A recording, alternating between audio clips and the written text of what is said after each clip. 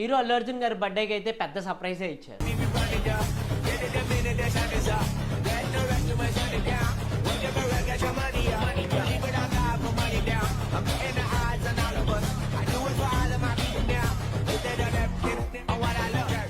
Actually Allu Arjun తీయబోయే cinema గురించి ఒక first look అయితే రిలీజ్ చేశారు. ఆ ఫస్ట్ లుక్ లో ఇప్పటి వరకు ఒక టాలీవుడ్ ఆడియన్స్ ఎక్స్పెక్ట్ చేయింది రిలీజ్ చేశారు. ఇప్పటి వరకు అల్లు అర్జున్ గారిని ఒక మాస్ క్యారెక్టర్ లో కానీ లేదంటే ఒక లవ్ స్టోరీలో చూడటం వరకే చూసాం.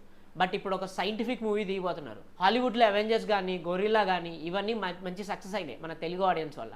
బట్ నాకు ఒక డౌట్ ఏంటంటే ఇలాంటి ఒక సైంటిఫిక్ మూవీ విత్ విఎఫ్ఎక్స్తో ఉన్నది మన తెలుగు ఆడియన్స్ యాక్సెప్ట్ చేస్తారా లేదా అనేది డౌట్.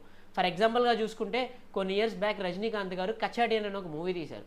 దాంట్లో ఎలాంటి హ్యూమెన్ ఉండరు, మొత్తం 3D క్యారెక్టర్స్ యానిమేషన్స్తోనే ఉండిపోతుంది. బట్ ఆ మూవీ అంతగా వర్కౌట్ అవ్వలేదు అండ్ అంత రన్ అవ్వలేదు కూడా. ఈ ఫస్ట్ లుక్లో చూసుకుంటే మొత్తం అంతా మోషన్ గ్రాఫిక్స్తో 3D మోడల్స్తో 3D స్కానింగ్తోనే నిండిపోయింది. నేను ఎప్పటి నుంచో ఒక మాట చెప్తూ ఉంటాను, ఫ్యూచర్లో ఏ హీరో ఇంట్లో నుంచి బయటికి రాగానే వాళ్ళ సినిమాల్లో షూటింగ్ అవుతుంది అండ్ సినిమాలు కూడా రిలీజ్ అవుతాయని. ఇక్కడ మీరు చూస్తున్నది 3D స్కానింగ్. దీంట్లో A to Z అంటే హెయిర్ లైన్ నుంచి కాళ్ళ వరకు మొత్తం అంతా 3D స్కానింగ్ చేస్తుంది.